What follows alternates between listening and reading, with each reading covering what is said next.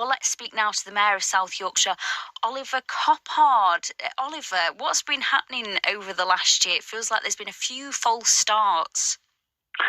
Yeah, I mean, it's not the anniversary that any of us wanted, is it? Let's be honest. But I think since Peel announced their intention to first review and then close the airport, we've been working tirelessly. We've done everything we could to try and first challenge that idea, and then once the airport closed down, do everything we could to reopen it. The problem we've had is we don't have the legal powers, the legal mechanisms to stop a business like Peel from closing down what is essentially national infrastructure.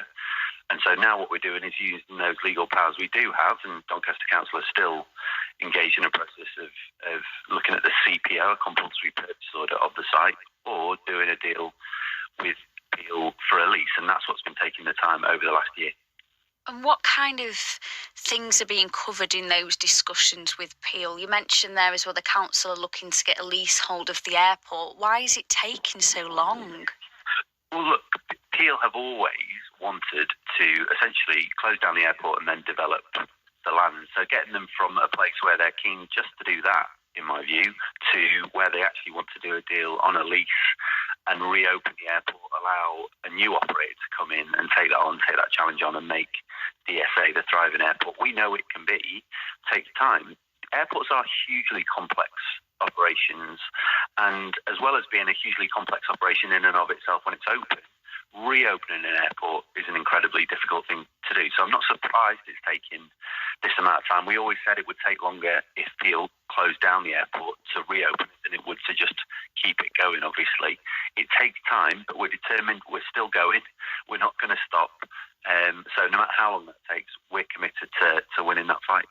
And where does the money come from to invest in the airport, Oliver? Is it from the South Yorkshire Mayoral Combined Authority budget, or is it something else? Yeah, so my office have committed already £3.1 million to support Doncaster to do essentially what is the legal work that sits behind either a lease or a compulsory purchase. None of that's cheap. Councils aren't geared up to do that work. So we've given them £3.1 million to take that forward. We've also made a provision for money for the reopening of the airport. So when Peel closed it down, there were a number of things that were sold off, things that haven't been maintained. They're going to need to be reinstated in order for it to be reopened. And my office have already committed that money so that as and when either the CPO or the lease is successful, those negotiations, we can then get in there and do what we need to do in order to reopen the airport.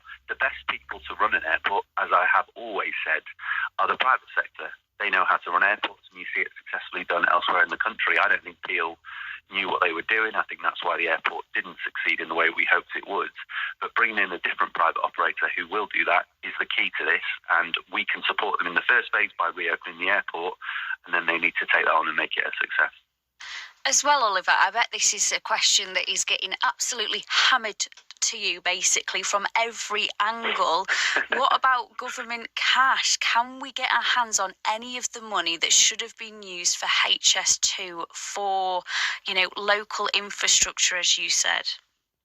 Well, look, it's a pretty straightforward answer. The government have not engaged me at any point about a conversation around the money from HS2 coming to support the airport.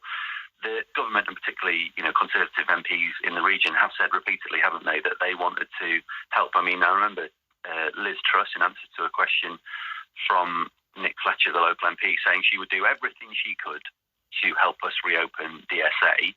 She didn't even speak to us, wouldn't even come up, didn't have a conversation, and that kind of has just persisted, frankly. So we've had no support from the government to try and reopen our airport. I don't expect that's going to change anytime soon, despite the fact that they have said there is now apparently £36 billion available for transport infrastructure in the north and for our priorities. They didn't talk to us before they made that decision about HS2 or the airport, and they haven't wanted to talk to us about that since. So look, we can keep on asking that question, but whether the government supports us or not, in South Yorkshire, we just get on with it. So we're doing what we can with the resources we have to do what people around here want us to do. If the government want to support us, brilliant. But whether they do or not, we're going to keep on taking that fight to Peel and keep on trying to reopen our airport. Well, Oliver, thank you for that. I'll see you a week on Thursday then for Call Coppard. I imagine you'll have a lot of calls on the handle for you. Yeah, looking forward to it. Looking forward to our first call in.